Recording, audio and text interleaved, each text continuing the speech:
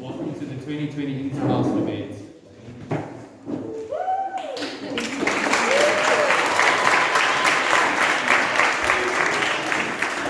Sorry guys, but we have to keep the sound really low. We'll be clicking instead of clapping because matrix are writing in the science block.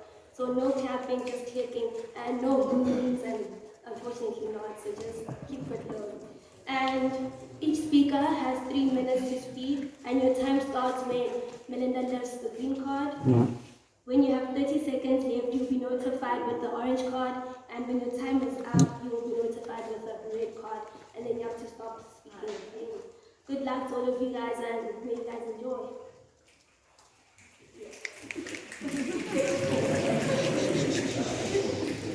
And also welcome to the judges who will be judging the debate. The first topic for debate is, should religion be taught in school? Kestrel is for and Goshawk is against.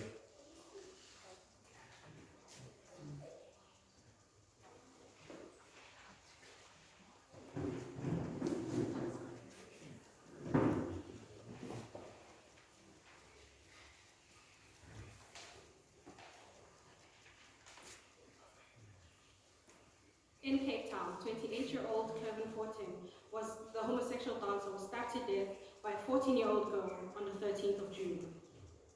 In Paris, 47-year-old French history teacher was beheaded by an 18-year-old on the 16th of October. In New Zealand, 51 people were murdered and 41 injured in Al Noor Mosque and Linwood Islamic Center, 12 minutes apart. The perpetrator is 28-year-old Brenton Harrison Tarrant on the 15th of March.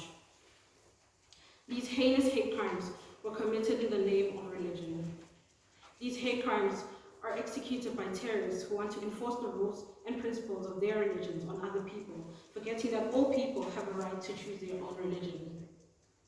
If religion is taught in schools as a subject to educate children about religions unfamiliar to them, it will teach them to have empathy and to understand how other religions and their belief systems work, and to respect those religions. In essence, it teaches young people empathy, acceptance, and adequately prepares them for diversity that is seen in a modern world. In South Africa, we're very diverse. We have many religions. We have Christianity, indigenous religions, agnostic, Hindu, and Muslim. Schools have also become very diverse, and scholars need the knowledge of other people's religions in the student body. Learning about religion will equip scholars with the ability to love, the ability to respect, and the ability to tolerate others. It will decrease bullying and exclusivity in schools. It will also teach people to love each other, to respect each other, and to understand each other. Teaching religion in schools will create a platform to discuss it in greater detail, and it will also foster an environment where scholars can feel safe and are encouraged to learn about beliefs. Constitution Chapter 2 Bill of Rights gives people the right to learn about religion and the right to express their religious beliefs. By law, they may discuss religion without feeling the need to hold back. Religion teaches people how to relate to one another. It teaches people how to have faith and hope, and as such, it should not only be taught, but it should be practiced in an active manner. This does not mean that anyone has to be forced into worshipping a God that they do not accept. At Penryn, we are a Christian school, but we do not force anyone to attend or participate in religious activities. But they are encouraged to attend as a show of solidarity, respect, and understanding. At Penryn, we pride ourselves in being global citizens through our round square and exchange programs. But in order to be globally competent citizens, we have to understand the religion's profound impact.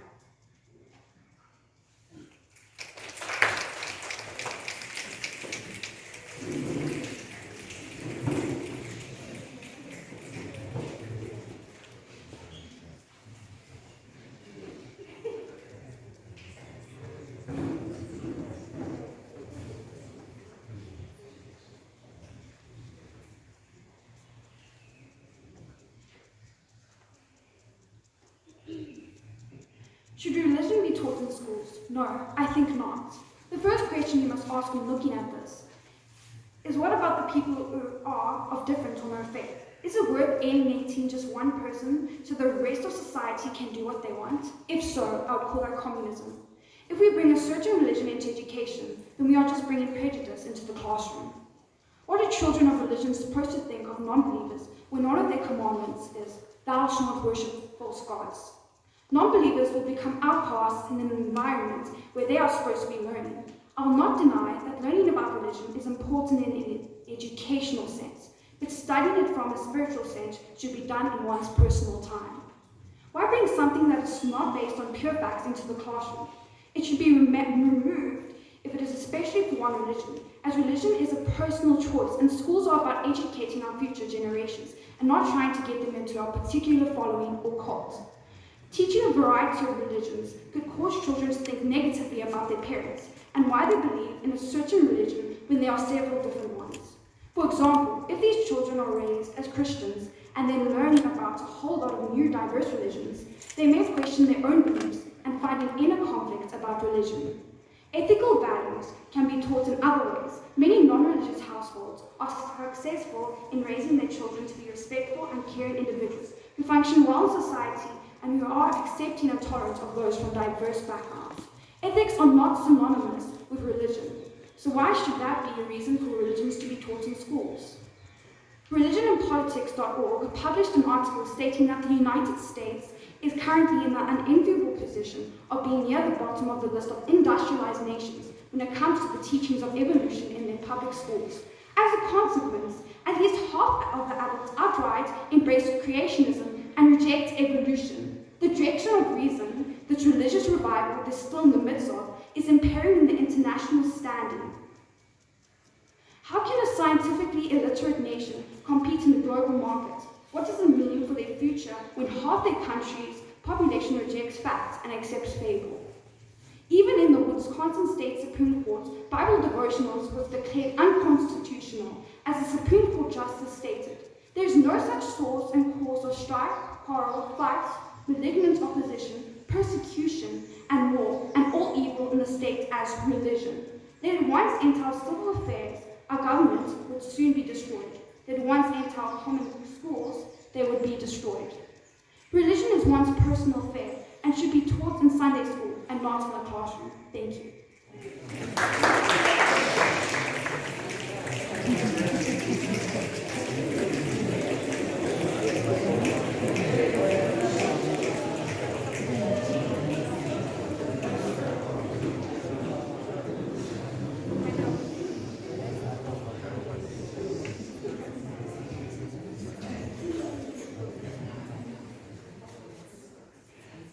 Good morning. I'm the second speaker for Kestrel.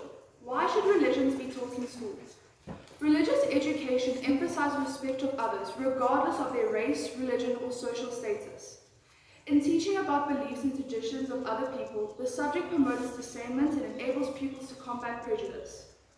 So that is why it is important to start learning from a young age and start believing in something that will help and teach them how to be a good person as they get older. What are the pros of having religion taught in schools? It improves morals, promotes religious freedom, allows for a well-rounded education, and it inspires harmony. A religion practice promotes the well-being of individuals, families, and the community. Reasons religion should be taught and promoted in schools. It teaches us about the world and other cultures around us. It keeps children out of trouble. As my first speaker said, many violent, religiously motivated hate crimes are committed by children between the ages of 9 and 18 years old. Books have been written about how religion can help schools and families cut back the juvenile delinquency. It helps children develop psychologically. Children need to believe in something in order to push themselves. It helps students learn more about themselves and what they want to achieve throughout their lives. It can help further your education. It plays a major role in socializing. It teaches children responsibility and also encourages you to help other people around you. Religion can impact someone's life. It can make you feel better, feel part of your culture, and can boost your self-esteem. As the first speaker said, it helps students become comfortable with each other. Yes, this is very true. It It can help you experience new things and people and how you interact with them on a daily basis. They are educated about different identities, and it can create a safer space for scholars to express who they are and what type of person they want to become. Thank you.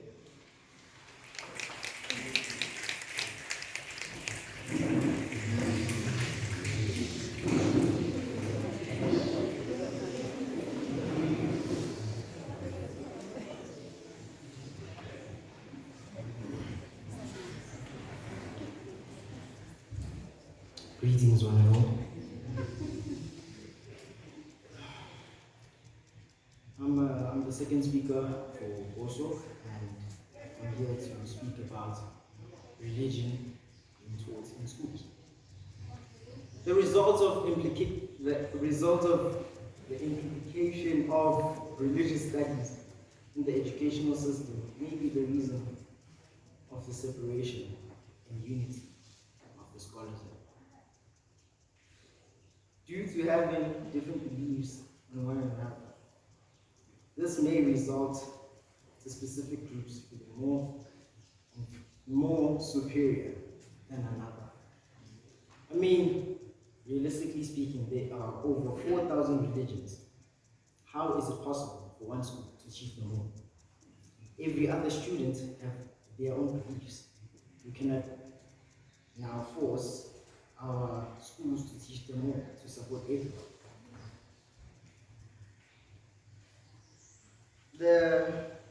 Putting religions into schools would be contradictory, like in lessons such as history or science, because scientists believe in what actually happened in the world. And if we look at a religion like Christianity, we believe that in 7 days to build this world, whereas science tells us it's some big bang. And now then you find the historical students who refer to religious people as ignorant people. So now we find ourselves in a situation whereby we have people who see each other differently. What will this create? Inequality. And something that was said by the Kestrel student, you need to believe in something to be really true. But what is that drives it? Because if we have a look at history, Adolf Hitler was believing in the Jews, in the downfall of Germany. Hence, believing in the Jews being the downfall of Germany. Yeah.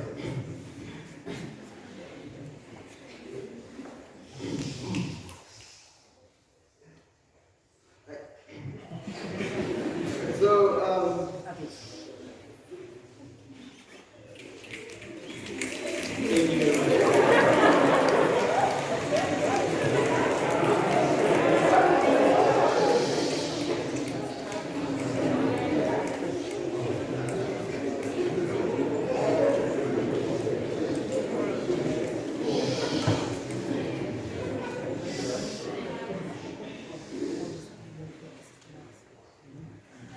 religious education is hijacked as a sinister means of indoctrination of imposing a set of beliefs upon children. No. Religious education helps raise morally decent global citizens. Teaching religion in schools further maximizes students' tolerance of different beliefs. The understanding would further lead to acceptance and empathy. In a world of over 4,000, and to be more exact, 4,300 religions, it's safer and more peaceful for students to have a general knowledge on different religions. This creates scholars who are more mindful and accepting of diversity. Atheists, non-religious, or non-Christian students in a Christian school, such as Penryn College, may feel socially excluded or discriminated against. That is not the case. because in Penryn College, they do not impose nor enforce Christianity on the student. One, because Penryn College has an honor code, honor others. Penryn College has to also follow the Constitutional Bill of Rights, where we have the freedom to believe in whatever religion or opinion that we want. Religious education encourages students to think more critically. There are more questions than answers. There are no easy answers. That's why being able to have the discussions in schools are essential. Most teams in South African schools are likely to be quite diverse. So to prevent intense conflict or tension, these conversations need to be had at a young age to develop the necessary skills that need to be carried into adulthood and passed down to the next generation. Gaining religious tolerance creates room for a union coming together for the common good. Now, in 2020, we've faced many challenges, and I'm very aware that many of you were not oblivious to the Beirut explosion that happened back on the 4th of October. Of August, excuse me. Now, that explosion killed over 200 people. Christians, Muslims, Jews, Buddhists, Hindus all prayed whilst the non-religious people showed their respect and shared their condolences to the victims of the bomb explosion. Now, I don't know about you, but it's about respect. It's not just about teaching religion in schools just to be forced to believe in something. Religiously motivated crimes are on the rise. Student bodies are more diverse. Religious literacy is key to a well-rounded education. It teaches students about the world and other cultures around us. It raises morally decent children. I am the lady Babane, and I believe that religion should be taught in schools.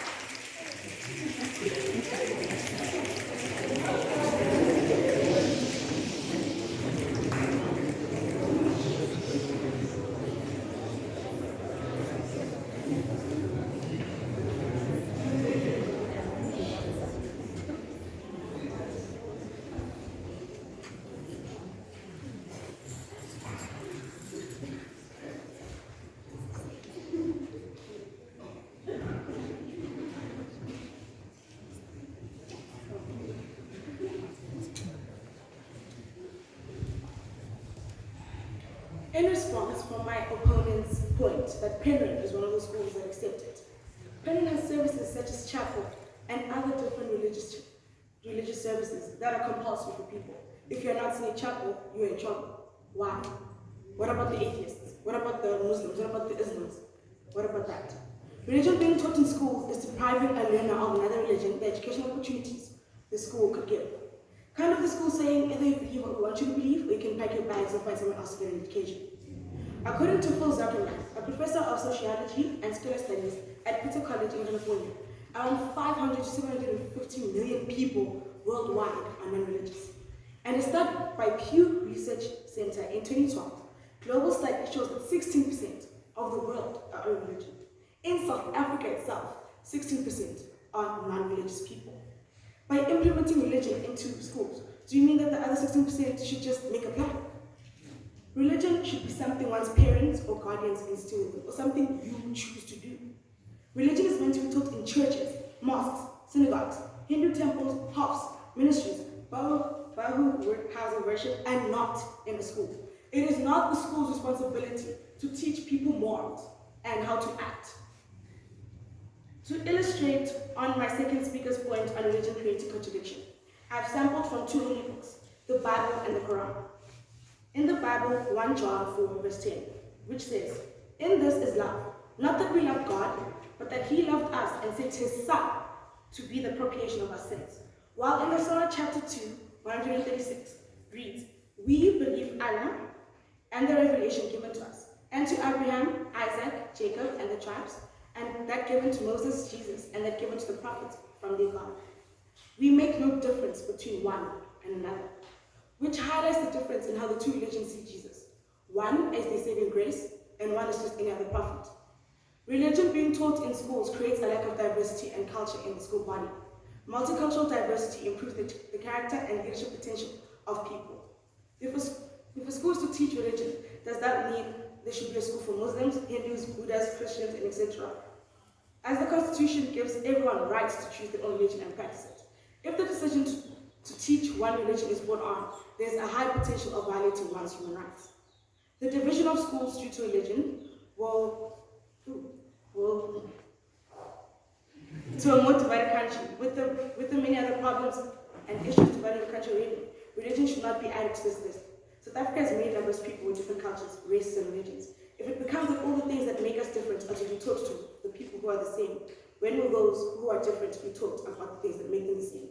Education system should be strictly irreligion, accepting and embracing the difference, not dismissing it and focusing on the same.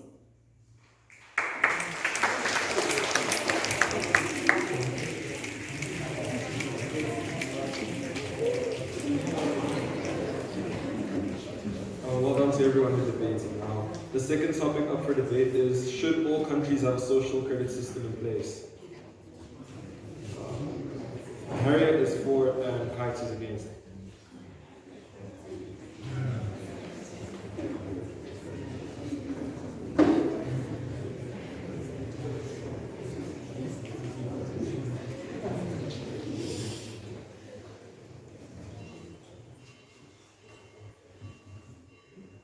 Good morning, school. I'm the first speaker for Harrier House, and I'll be laying the foundation for the next two speakers who will continue the argument for the fact that all countries should have a social credit system.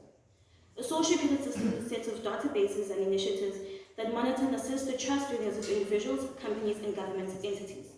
It can see people being rewarded for paying taxes on time and other people being punished for committing fraud. The social credit system will regulate social behavior and promote traditional moral values, as it provides incentive for people to abide by the law on their own conscience and be rewarded for doing so. Someone's credit score can only be low because of dishonest or wrong behavior. South Africa's crime rate continues to rise year after year. How can you have 6% of the population responsible for paying 100% of the taxes? A social credit system could effectively combat this statistic and improve the country's well-being. A person will only be affected by the system in a negative way if they do not abide by the laws of the country. Insurance companies also make use of social credit rating systems. Implementing a social credit system could solve many issues, such as hate speech, tax resistance, unemployment, or fraud driving. A social credit system will be able to ensure that law-abiding citizens are protected from lawbreakers. A social credit system will help authorities identify lawbreakers and make South Africa a much safer place to live in. Thank you.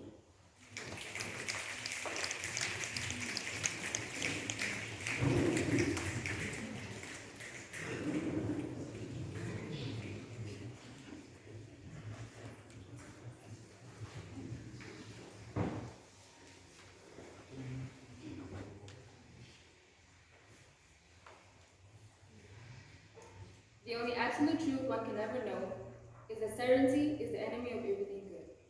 Good morning, ladies and gentlemen. Our team is of the strong belief that the social credit system should not be implemented worldwide. I will be expanding on the concept of the social credit system, along with the differences in culture between China and the rest of the world. Our second speaker, Anna, will be following with the reasons as to why the social credit system is not suitable for the rest of the world. Our third speaker, Stephen, will then be sealing our argument as well as presenting a couple of counter-arguments. What is the social credit system? A social credit system is a method used to evaluate the actions of an individual through the application of information technology. It outlines the behavior of an individual by outlining the desirable and undesirable traits. Any good actions, such as donations, paying bills on time, or being a model employee, raises one's credit score, resulting in a multitude of social benefits. Any bad actions, such as the spreading of fake news, the presenting of government messages online, or something as trivial as the excessive use of gaming, will destroy your credit system, resulting in a multitude of consequences. Why was it so easy for the Chinese culture to adopt the social credit system? For a meaningful discussion, it is important that we examine the Chinese culture and compare the cultural differences from the rest of the world. As the world's most populated country, The Chinese government aims to gain control of all its citizens through the help of technology.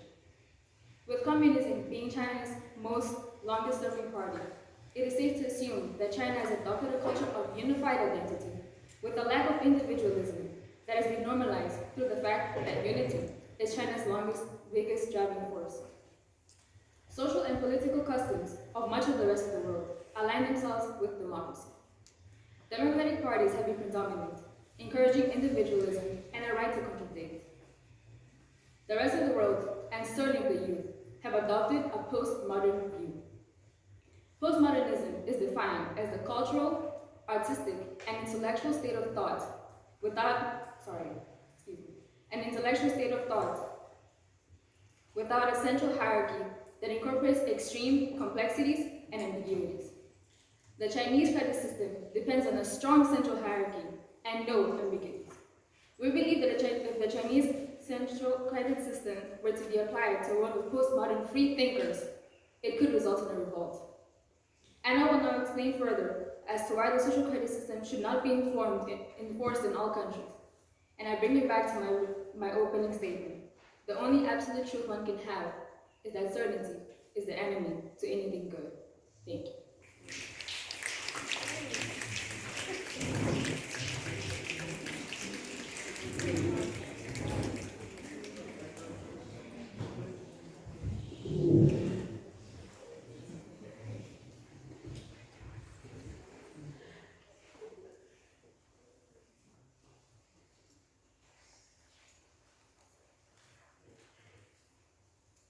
Good morning. I am the second speaker for Harrier House, and I will be elaborating on the points made by our first speaker on why a social credit system should be active and in place in all countries around the world.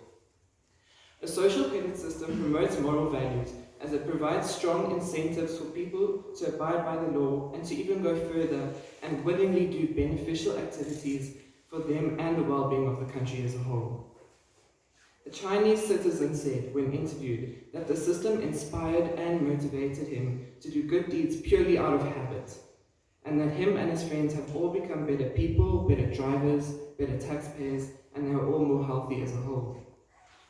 A common misconception that many people have when dealing with the credit system is that it only disadvantages people. However, this system has been developed and designed to partly be a punishment and, more importantly, a reward system in which people will get rewarded for virtuous social behavior.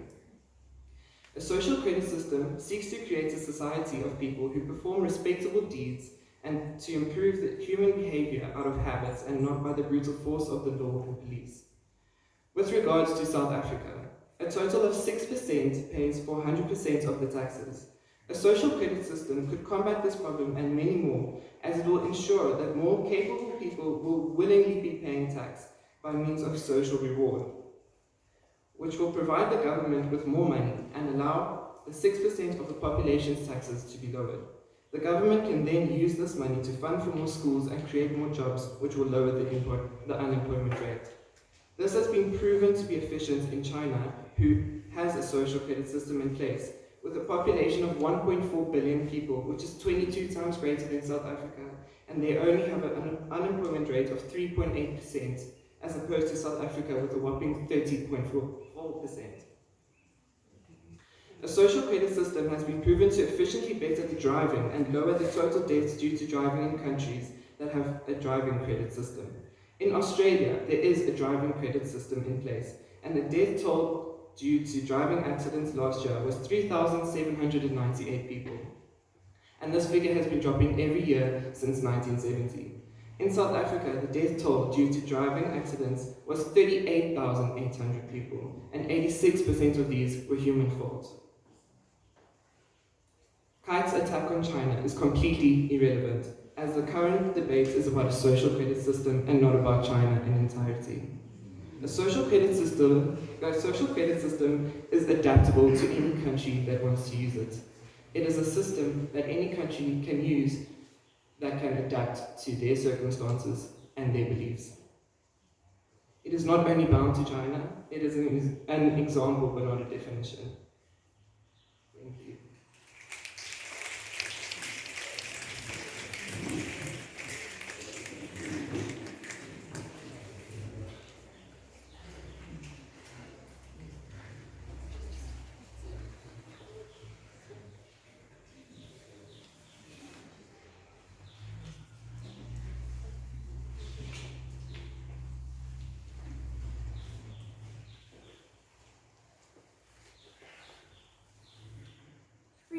is not worth having if it does not include the freedom to make mistakes. Mahatma Gandhi. This idea is one shared by many people all over the world and is a value that our education is based on.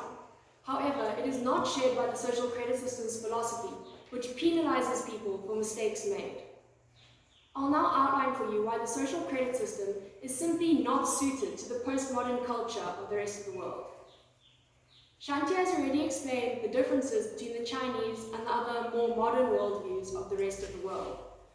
And so now we know that the ideals of countries such as the USA are extremely focused on individual rights and freedoms. However, the social credit system algorithm disregards the need for personal accountability and thus freedom, as the decision between right and wrong has been made for you. As Roger Creamers, author of a research paper on China's social credit system, said in an interview, the social credit system is not just about doing things that are lawful or unlawful, it is about doing things that are right. But right is not something that people get to sort out for themselves. It doesn't call upon individual moral responsibility. Rather, it calls upon the compliance with a certain state-defined version of good.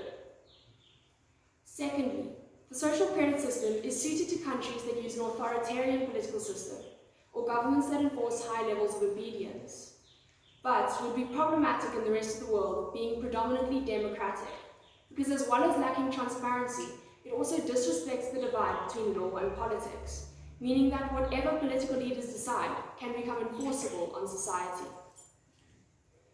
Thirdly, the social credit system raises a number of ethical issues, including privacy and data protection, concerns which are also at the core of criticism of services like People, an app which allows you to rate and review other individuals on a personal level.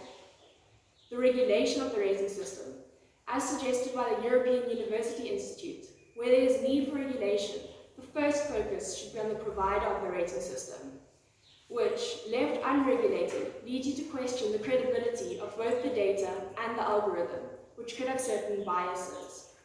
This leads to my final point. Automated decisions made by algorithms through statistical profiling or stereotyping can violate the anti-discrimination provision of national law, as found by an equality tribunal in Finland.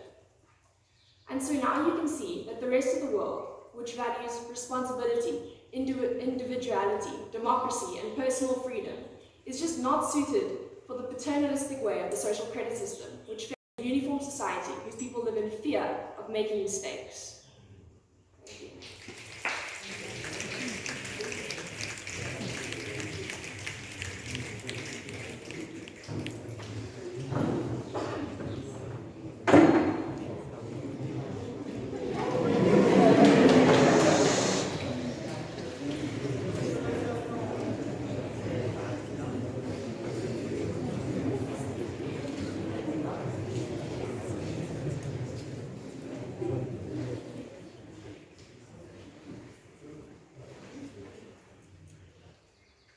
Good morning, school. I'm the third speaker for Harrier House, and I'll be delivering the rebuttal and conclusion. The topic at hand is that all countries should have a social credit system. This means that Kite has to imply that no country should have it, meaning that a low-income person who supports a family cannot open his or her business, as they would not receive a loan to open operations, as there would be no credit system in place. Every country in the world has a financial credit system. It enables people to buy cars, rent houses, and get premiums in insurance. Following up from what Kite said, analyzing China and communism is not an accurate point to today's argument. We are talking about the world, not China's autocratic state. Establishing a social credit system, rules, and implementation will vary on the country's constitution. Since when has abiding by the law been a controversial topic? If there are no consequences to actions, crime spikes, and it gets out of control, as can be seen in South Africa. As my second speaker pointed out, our high accident rate is caused due to 86% of human error, meaning most of them broke the rules of the road. The social credit system can fix such an issue. It has already been seen in Australia that it has done so. Freedom comes at a price. You may think you are free, but you are bound by fear. Fear of being robbed, being murdered in your own home. If that is freedom, then I do not want it. Social credit system provides consequences to your actions. If you put your hand on a hot stove and burn your hand, would you do it again? Privacy. Not every country will violate privacy. It will depend on the country's constitution, as I said previously. If you get stuck in a low rating, no matter what the circumstance, you can improve it by means of donating blood, community service, being law-abiding. It incentivizes doing good for the community, and that is a really good thing. How is it already different? People say that it steals your information, like Big Brother's watching you. How is that any different from what Google knows? You have already given up your right to privacy by owning a cell phone and connecting it to the internet. Have you ever realized that when you're talking about a specific product, you will later see that it will pop up on your Facebook feed, YouTube feed, or anything for that matter? Therefore, all countries owe it to themselves to use a social credit system. I will end this debate with a quote from Martin Luther King. Law and order exists for the purpose of establishing justice, and when they fail in this purpose, they become the dangerously structured dams that block the flow of social progress. Thank you.